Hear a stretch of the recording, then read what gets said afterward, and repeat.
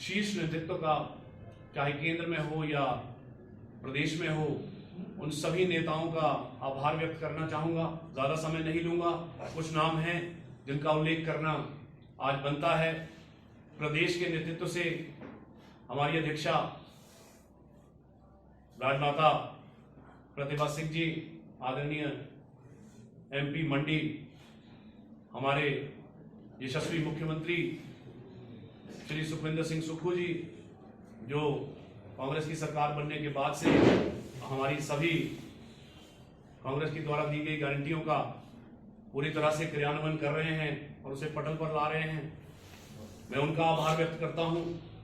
मैं आभार व्यक्त करता हूं हिमाचल प्रदेश किसान कांग्रेस के अध्यक्ष सोहन वर्मा जी का, जिनका मार्गदर्शन हमें लगातार मिलता रहा है।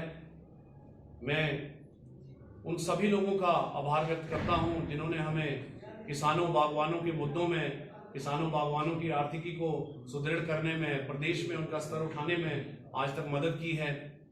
केंद्र में हमारा शीर्ष नेतृत्व अध्यक्ष श्री मल्लिकार्जुन खड़गे जी, पूर्व में अध्यक्षा रही श्रीमती सोनिया गांधी जी, श्री राहुल गांधी जी, प्रियंका गांधी वाड्रा जी, हमारे राष्ट्रीय अध्यक्ष किसान कांग्रेस के जो घोलाट से MLA भी हैं श्री सुखपाल खेड़ा जी, और मेरे बड़े भाई जो नवनियुक्त कार्यकारिणी में उपाध्यक्ष के पद पे नियुक्त किए गए हैं श्री अखिलेश शुक्ला जी। मैं उनका तहे दिल से आभार करता हूं, क्योंकि उन्होंने हिमाचल जैसे एक छोटे राज्य से, और मेरे जैसा एक व्यक्ति जो बहुत छोटी जगह से आता है, ठियोग विधानसभा क्षेत्र में 11 नामों के गांव हैं करनाल परगणे के अंतर्गत। मैं वहां से आता हूं, डिस्ट्रिक्ट शिमला का रहने वाला हूं। जिला शिमला के लिए ये गर्व की बात है कि उन्होंने एक ऐसे छोटे गांव से आने वाले व्यक्ति को राष्ट्रीय कार्यकारिणी में एक ऐसा पदभार दिया कि जिससे मुझे लगता है आने वाले समय में ना ही सिर्फ प्रदेश के किसानों बागवानों के लिए, बल्कि राष्ट्र के कहीं के भी किसान हो, बागवान हो, उन लोगों की आवाज को उठाने के लिए हमें एक मंच दिया, एक पद ऐसा दिया जिससे कि हम आगे जाकर के उनकी आवाज बुलंद कर सकें, उनके लिए वो लड़ाई लड़ सकें। क्योंकि आप जानते हैं कि किसान और बागवान इतना ज्यादा ग्लैमरस नहीं रहता जितने कि बाकी फील्ड्स के लोग होते हैं, परंतु उसके मुद्दे राष्ट्रीय हित के होते हैं। वो हम सभी को कहीं ना कहीं छूते हैं।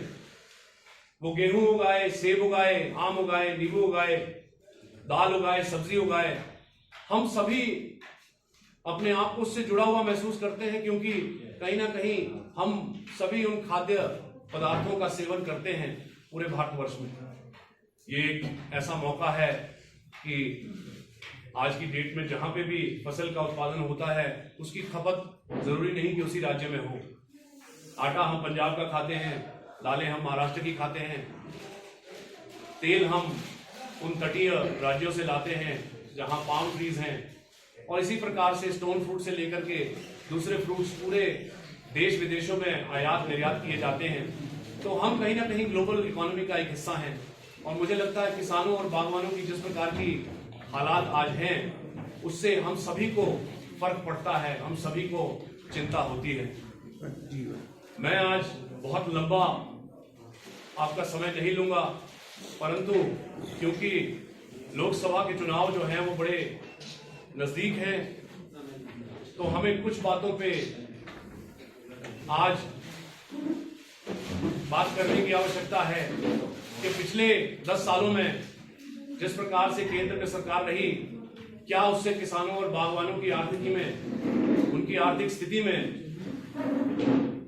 उनको मजबूती मिली या नहीं मिली, उनके क्या मुद्दे रहे जो केंद्र सरकार ने उनके लिए क्या कुछ किया पिछले 10 सालों में, इसका आकलन करना आज जरूरी हो जाता है। क्योंकि आज लोकसभा के चुनाव हैं, और यदि फिर से यह सरकार बनती है तो फिर आने वाले 5 सालों में क्या किस प्रकार का नजारा होगा और क्या स्थिति किसानों बागवानों की होगी, ये भी हमें आज ही सोचना होगा। मैं आपके माध्यम से बता दूं कि पिछले 1.5 साल से या उससे अधिक समय से जब से भी हम प्रेस में आप लोगों के बीच मुखातिब हुए हैं, हमने भिन्न भिन्न मुद्दों को आपके समक्ष लाया है और केंद्र सरकार तक भी पहुंचाया है। मैंने इसके विषय में पत्र भी लिखे, पत्राचार भी हुआ प्रधानमंत्री के साथ भी, परंतु जो मुद्दे थे वो ज्यों के त्यों बने रहे।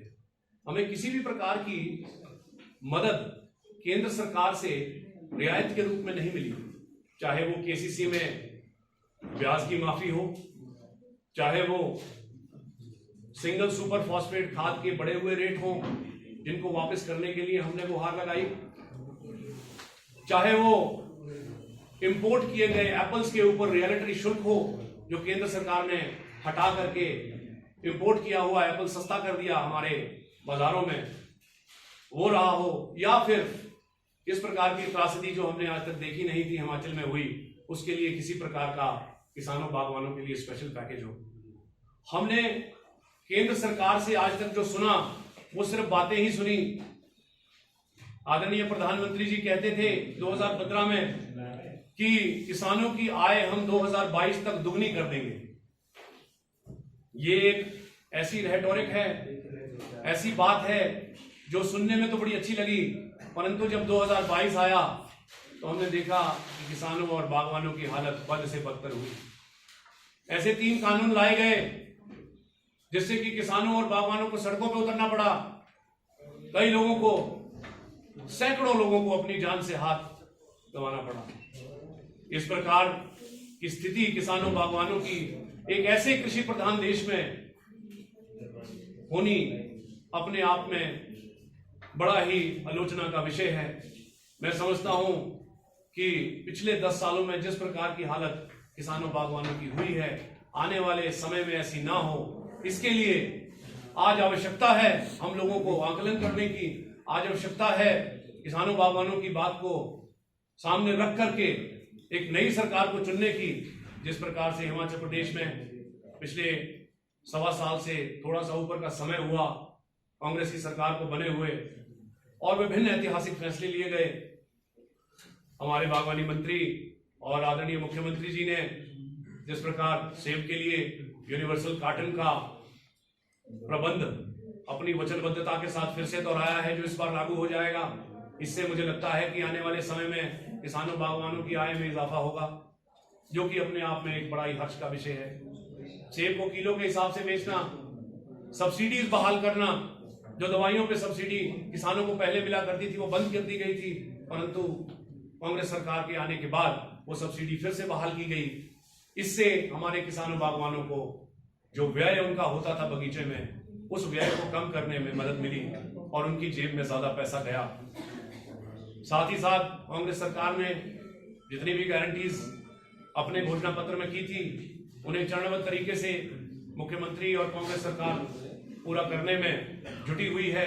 चाहे वो महिलाओं को 1500 रुपए देने की बात हो या फिर ओपीएस को बहाल करने की बात। मुझे लगता है कि कांग्रेस की सरकार जिस प्रकार से कार्य कर रही है, आने वाले समय में इस प्रदेश की जनता का हित उसमें निहित है। लेकिन जहां तक बात केंद्र सरकार की आती है, केंद्र सरकार ने हमें सिर्फ बातों के अलावा कुछ नहीं दिया। वो सिर्फ हिमाचल प्रदेश की ही बात नहीं है, पूरे देश के किसानों और बागवानों के लिए केंद्र सरकार ने यदि कुछ किया तो वो सिर्फ बातें ही दी। और अब ये समय है, आपके माध्यम से मैं फिर से एक बार शेष नेतृत्व का धन्यवाद करता हूं, और आने वाले समय में मैं इस पटल से ये वादा करता हूं कि हिमाचल प्रदेश के किसानों बागवानों के हित की बात हम केंद्र के हर पटल पर उठाएंगे, और जो जिम्मेवारी हमें शीर्ष नेतृत्व ने दी है उसे पूरी ईमानदारी के साथ वहन करने की कोशिश करेंगे। मैं आप सभी मीडिया बंधुओं का यहाँ आने पर तहे दिल से आभार व्यक्त करता हूँ।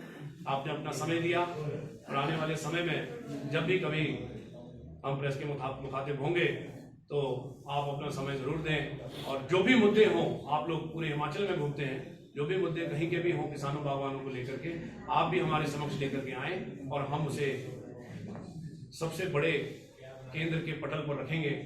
ये मैं आपसे वादा करता हूँ। आप सभी का बहुत बहुत धन्यवाद। यदि कोई प्रश्न है तो आप पूछ सकते हैं।